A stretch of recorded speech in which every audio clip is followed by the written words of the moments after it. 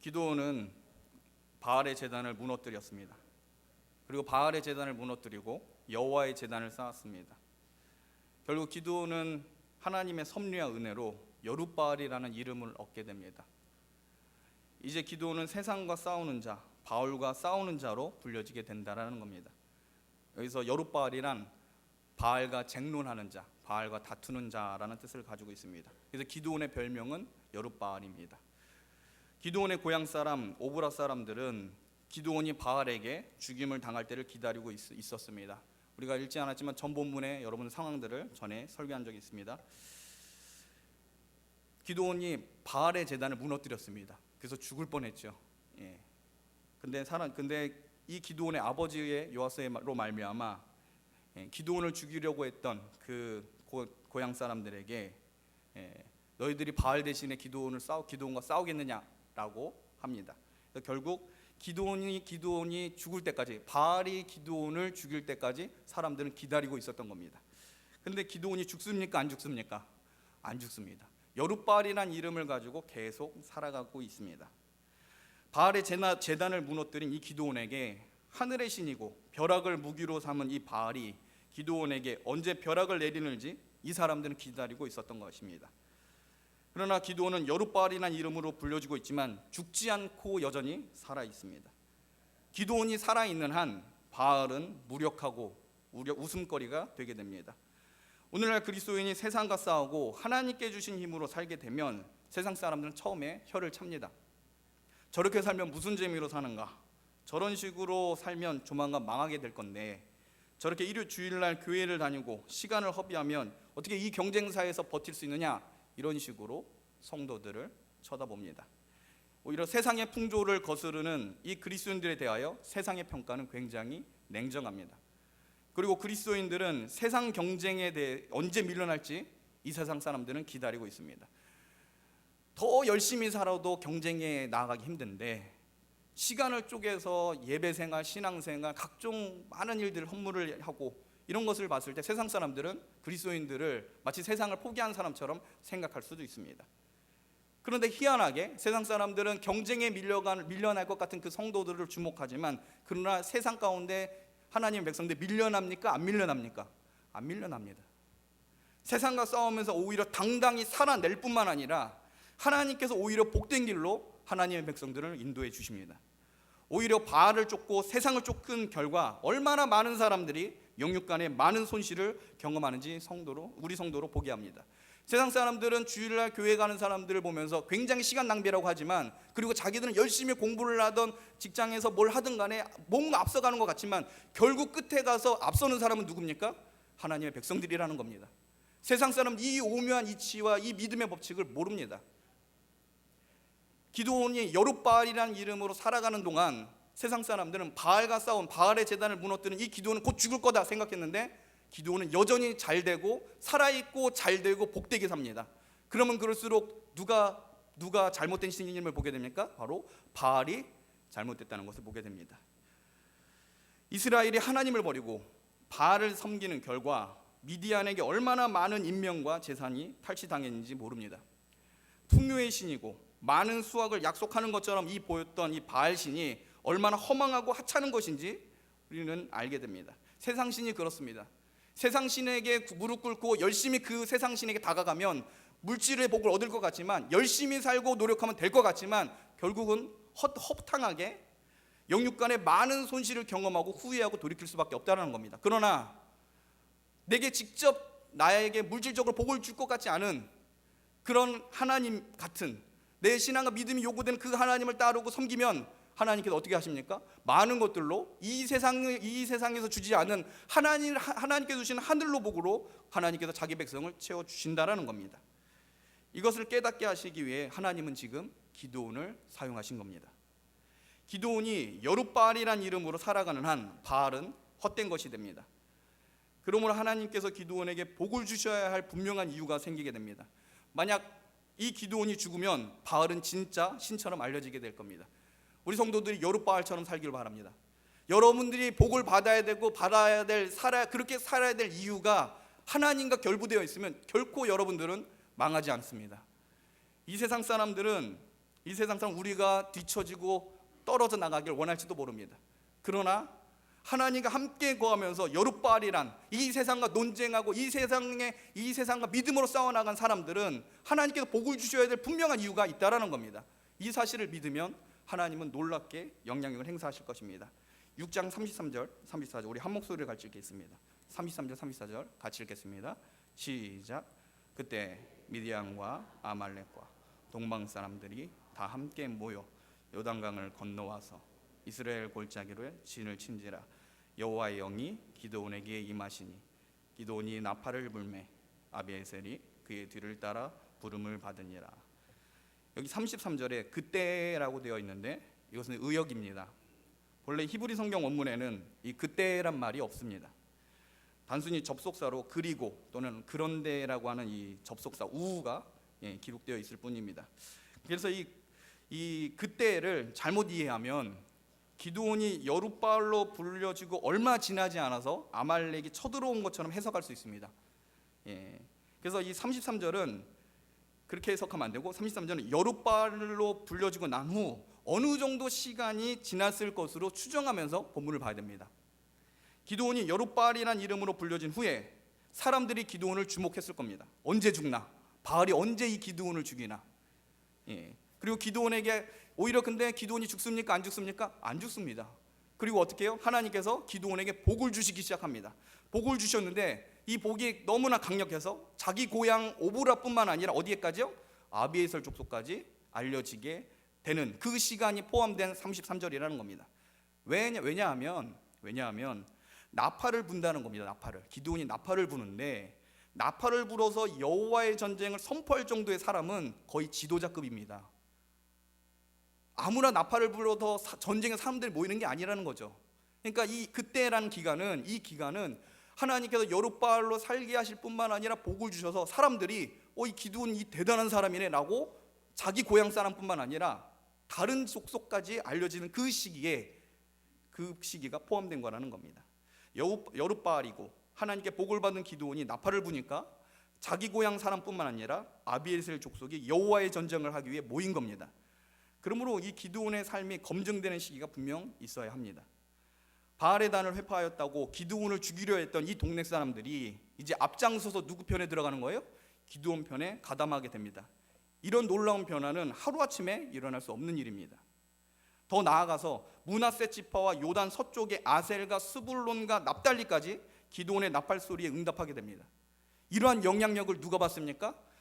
바알과 이 세상 신과 싸웠던 기드온에게 주어진 겁니다. 여러분, 세상과 싸우면 복이 넘쳐집니다. 하나님 편에 서서 이 세상과 싸우면 하나님은 여러분들을 사용하시고 복을 주셔야 될 분명한 이유가 생깁니다. 이 세상과 거치는 자가 되면 하나님 편에 앞장서서 이 세상과 싸우기로 작정한 사람들은 하나님께서 복에 복을 더하시고 이 사람의 영향력을 통해서 사람들이 모여지게 합니다. 사람을 얻는다라는 겁니다. 전에는 나를 죽이려고 했던 자가, 내가 죽을 때를 기다리려고 했던 자가 이제는 어떻게 해요? 내 편에 서서 같이 싸우는 동료가 된다는 겁니다. 이러한 변화가 주님의 교회 가운데, 여러분들의 삶 가운데 있기를 축원합니다. 그만큼 기드온이 여룻바알로서 하나님께 복을 받았다라는 겁니다. 다시 33절을 보겠습니다. 우리 6장 33절 다시 한번 더 읽겠습니다. 시작. 그때 미디안과 아말렉과 동방 사람들이 다 함께 모여 요단강을 건너와서 이스라엘 골짜기에 진을 친지라. 이스라엘 골짜기에 진을 쳤다는 것은 이제 이스라엘을 약탈하기 위한 준비가 다 끝났다는 겁니다. 이 이스라엘 골짜기가 얼마나 중요하냐?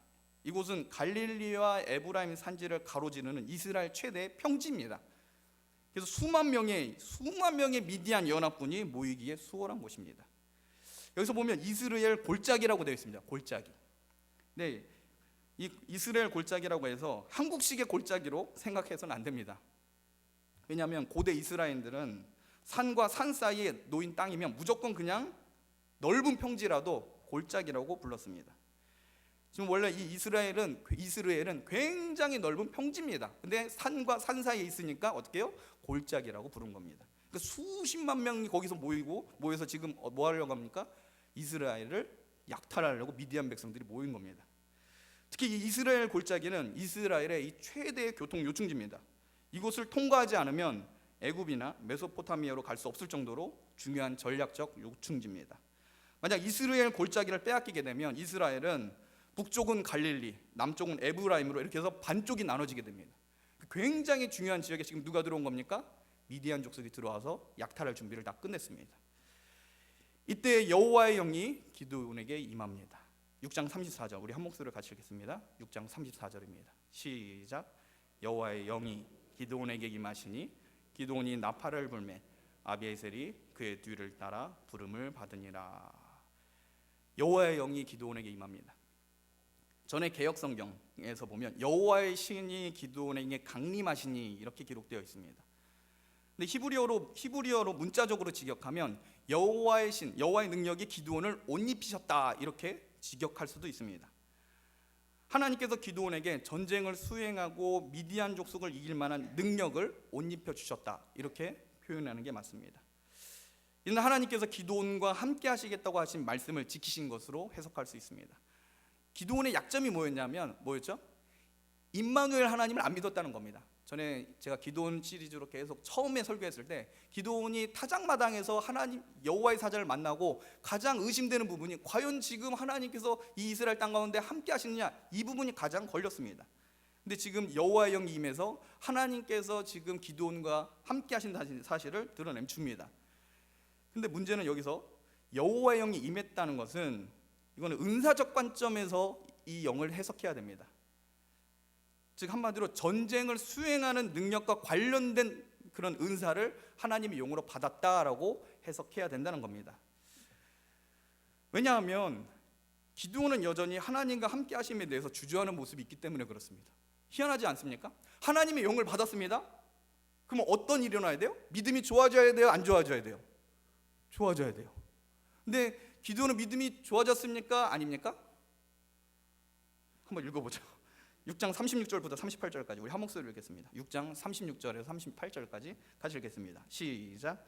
기드온이 하나님께 여쭈되 주께서 이미 말씀하신 같이 내 손으로 이스라엘을 구원하시려거든 보소서 내가 양털 한 뭉치를 타작마당에 두리니 만일 이슬이 양털에만 있고 주변 땅은 마르면 주께서 이미 말씀하신 같이 내 손으로 이스라엘을 구원하실 줄을 내가 알겠나이다 하였더니 그대로 된지라. 이튿날 기드온이 일찍 일어나서 양털을 가져다가 그 양털에서 이슬을 짜니 물이 그릇에 가득하더라.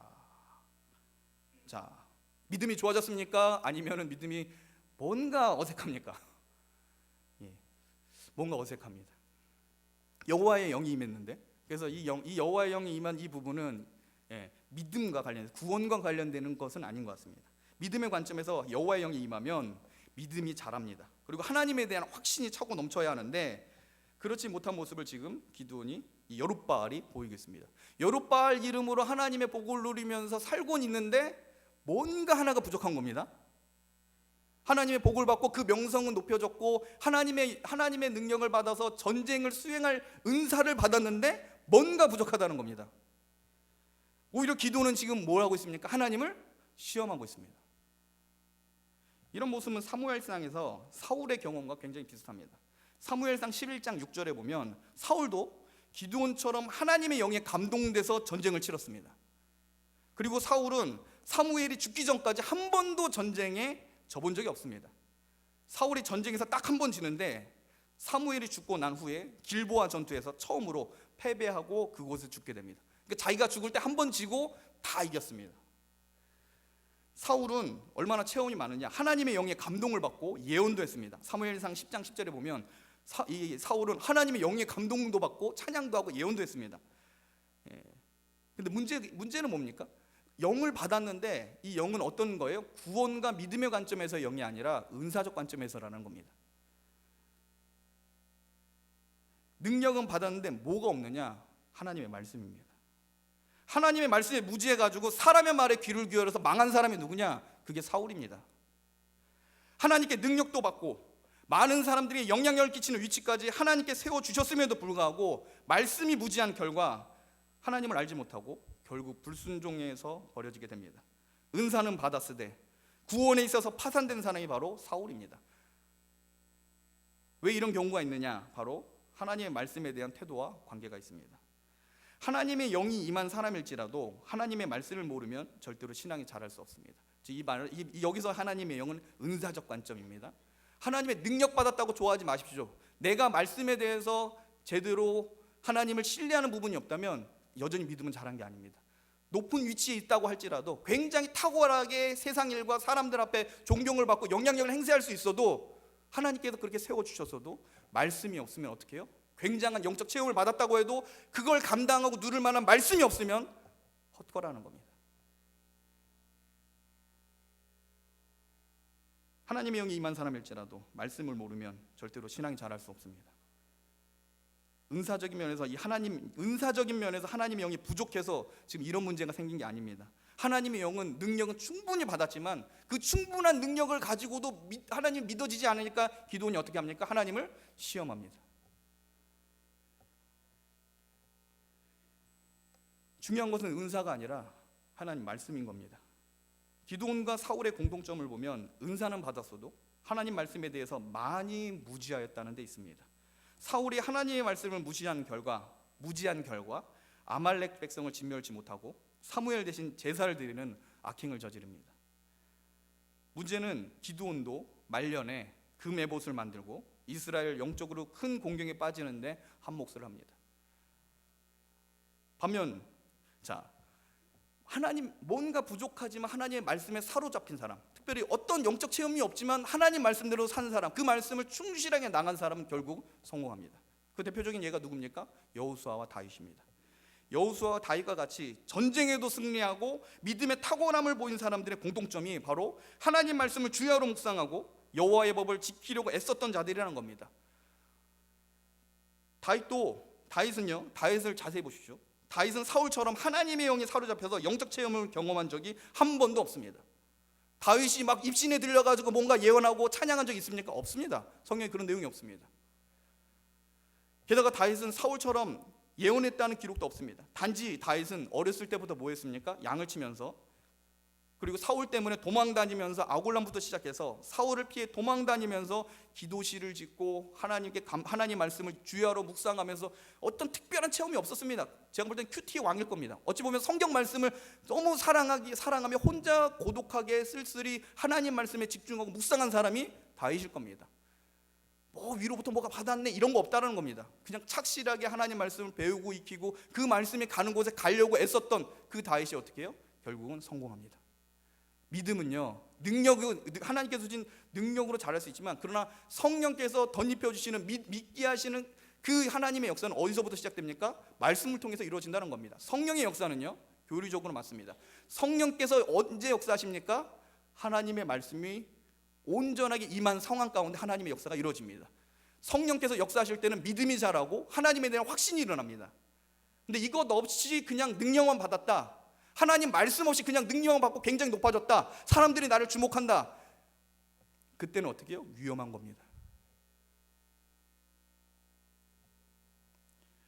여러분은 하나님의 일을 할 수 있는 능력을 받아야 합니다. 하나님의 사역을 해낼 만한 능력을 위로부터 받으셔야 합니다. 성령께서 여러분에게 감당할 힘과 각종 은사로 옷 입혀 주실 겁니다. 그러나 본질을 놓치면 능력 받은 자가 하나님의 교회에 악영향을 끼칠 수 있다는 겁니다. 능력을 받으면 받을수록 더 하나님의 공동체에 어려움을 줄 수 있다는 겁니다. 하나님께 받은 은사와 능력을 가지고 있어도 말씀이 자리 잡지 않으면 하나님의 뜻과 상관없는 일에 쓰여질 수 있습니다. 하나님의 영으로 은사를 받은 기드온이지만 이 기드온은 하나님의 말씀에 무지해서 하나님을 시험하는 죄를 짓습니다. 만약 기드온이 여룻바알로 살면서 내가 하나님 말씀을 열심히 보겠다, 공부하겠다, 만약 그랬다면 신명기 6장 16절에 뭐라고 나옵니까? 신명기 6장 16절에 주 너의 하나님을 시험하지 말라라 그랬습니다. 하나님 말씀을 알았다면 하나님을 시험하겠습니까? 아니요. 여호와의 영이 임했지만 그 영은 능력으로서의 영이지 그 사람 확신케 하고 믿음으로 나가게 하는 영은 아니었다는 겁니다. 눈에 보이고 경험하는 것만 가지고 하나님의 뜻을 판단하겠다고 하는 것은 아직 말씀 중심적인 사람이 아님을 드러내는 겁니다. 하나님을 시험해서, 양털로 하나님을 시험해서 지금 눈에 보이는 표적을 달라고 하면서 하나님께 요구하면 이거는 뭐예요? 믿음이 없는 겁니다. 계시 중심의 사람이 아니라는 겁니다. 말씀 중심의 사람이 아니라 체험 중심의 사람인 겁니다. 하나님의 영이 임해서 전쟁을 행할 만한 능력이 있을지라도, 탁월하게 그 일을 할 수 있는 사울처럼 한 번도 전쟁에 이기지 않은 탁월함을 보일지라도 하나님 앞에 뭐예요? 망한 겁니다. 왜요? 믿음이 없으니까. 왜 믿음이 안 자랍니까? 말씀이 없으니까. 우리 영이 살 수 있는 유일한 방법은 은사가 많아지는 게 아니라 말씀이 강력하게 우리 가운데 임하는 겁니다. 우린 이 사실을 명심해야 됩니다. 자, 이런 기드온의 약점에도 불구하고 하나님은 기드온을 굉장히 참으십니다. 그리고 기드온의 시험에 어떻게 해요? 하나님께서 응답하십니다. 이 세상 만물을 창조하시고 다스리신 그 하나님께서 정말 아무것도 아닌 피조물의 그 시험에 그 스스로 들어가십니다. 여러분, 여기서 은혜가 된 겁니다. 이게 은혜인 겁니다. 왜 그러셨을까요? 약속하셨기 때문에 그럽니다. 내가 너와 함께 하겠다고 하는 하나님께서 스스로 약속하셨기 때문에 자기가 메인 그 약속이 어떻게 해요? 이 피조물, 하나님 앞에 아무것도 아닌 이 기드온 같은 자의 그 믿음을 세우시기 위해서, 그만큼 뭐예요? 믿음이 중요하다는 겁니다. 그 믿음을 어떻게라도 세우시기 위해서 스스로 그 시험 가운데 증명하려고 들어가신 겁니다. 여러분, 하나님께 이런 수고로움을 하시지 않으셨으면 합니다. 이건 좋은 믿음이 아닙니다. 이런 믿음을 가지고 하나님 말씀을 대하면 이 사람은요, 절대로 하나님 말씀 못 믿습니다. 내가 체험해야지, 내가 경험해야지, 내 성경 말씀 눈에 들어오나, 이거는 옛날 얘기잖아, 지금 내게 당장 보여주세요. 이런 사람들이 어떻게 해요? 하나님을 시험합니다. 믿음 못 자랍니다. 결국 그 끝이 뭐예요? 사울인 겁니다. 사울. 승리를 계속하여도 결국 사울처럼 망하게 된다는 겁니다. 기드온은 초신자가 아닙니다. 여룻바알로 알려졌고 많은 사람들의 영향력이 있는 위치에 있습니다. 그런데 여전히 처음 타작마당에서 있었던 그 부족한 믿음의 상태가 이 안에 고스란히 있었다는 겁니다. 말씀으로 훈련이 안 되면 인간적으로 판단하고 현재의 상황만 보다가 하나님을 시험하기까지 합니다. 분명 미디안과의 싸움은 두려운 일입니다. 그러나 하나님을 믿고 인간적 방법을 버리고 나아가야 하는데 그러지 못하였다는 겁니다. 나중에 좀 더 이 부분을 살펴보겠지만 하나님께서는 기드온의 시험에 응답하십니다. 그렇죠? 하나님께서는 기드온의 시험에 응답하시지만 이제는 더 큰 시험으로 기드온을 흔드십니다. 하나님의 지혜는 굉장하십니다. 하나님께서 시험을 당하시고 끝나는 게 문제가 아니에요. 그 믿음이, 하나님께서는 그 기드온을 세우기 위해서 시험에 들어가 주시지만 이제는 기드온에게 시험을 주십니다. 어떤 시험이요? 300명 가지고 싸울 수 있겠느냐 시험입니다. 기드온이 이 미디안과 싸우기 위해서 율법과 하나님의 말씀과 상관없는 방법으로 전쟁을 시작을 합니다. 그 부분을 나중에 살펴보겠지만 기드온이요, 군인들을 인간적인 방법으로 모읍니다. 하나님께서는 인간적으로 모이게 만든 이스라엘 군인들을 흩으십니다. 그리고 딱 몇 명만 남겨두십니까? 300명이에요. 바로 하나님의 말씀, 율법에서 정한 규례대로 하나님은 사람을 모집하게 하시고 또 그것을 기드온에게 기대했는데 그러지 못하였다는 겁니다. 말씀을 마치겠습니다. 기드온은 여룻바알로서 성공적인 삶을 살지만 그때 하나님 말씀은 훈련되지 않았기에 신명기에 기록된 모세의 명령, 하나님을 시험하지 말라라는 말씀을 어기게 됩니다. 여러분, 지금 평안히 하나님의 말씀, 하나님을 향해서 여룻바알로 지금 살고 계신다면 여기서 만족하지 마십시오. 더 나아가 뭘 해야 됩니까? 하나님 말씀을 배워야 합니다. 평안하게 하나님의 복을 누리면서 지금 성도의 삶을 살고 계신 여러분, 여기서 만족하지 마십시오. 여러분들의 믿음이 더 나아가려면 성경을 배워야 합니다. 기드온이 그 부분이 부족했기 때문에 이제 막 전쟁을 해야 될 때 하나님을 시험하는 죄를 범하였다는 겁니다. 만약 하나님을 시험해 보십시오. 하나님, 저 경험하고 싶어요. 하나님께 경험케 하실 겁니다. 그러나 그 경험을 하게 한 다음에 하나님은 또 다른 시험을 주실 겁니다. 그러므로 이런 복잡한 과정을 생략하고 하나님을 믿으려면 어떻게 해야 돼요? 말씀으로 돌아오시죠. 본질로 돌아오셔야 됩니다. 직접 맛보고 알아야지만 하나님을 경험하겠습니다, 그러지 마시고 그냥 온몸을 던져서 말씀을 중심으로 하나님께 나아가십시오. 그 하나님을 배우면 하나님은 다윗처럼 사용하실 겁니다. 다윗이 특별한 경험이 없지만 하나님은 다윗을 왕되게 하실 뿐만 아니라 다윗의 수많은 실수를 덮어주시고 하나님은 다윗을 끝까지 사용하십니다. 그리고 그 후손들까지 아름다운 언약으로 다윗을 사용하십니다.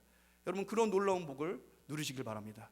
그 놀라운 복은 체험이 아니라 뭐예요? 말씀입니다.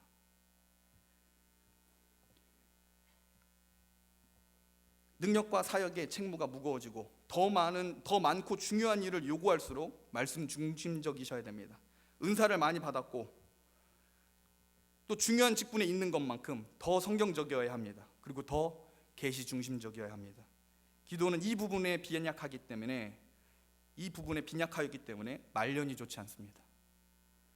그러면 우리 외강교회 성도님들은 여호와의 영에 사로잡혀 세상을 믿음으로 이기고 다스릴 능력을 받으시되 능력을 감당할 수 있는 지혜로움을 성경에서 말씀에서 얻어서 큰 복락을 누리시는 성도님들이 되시길 주님의 이름으로 축원합니다.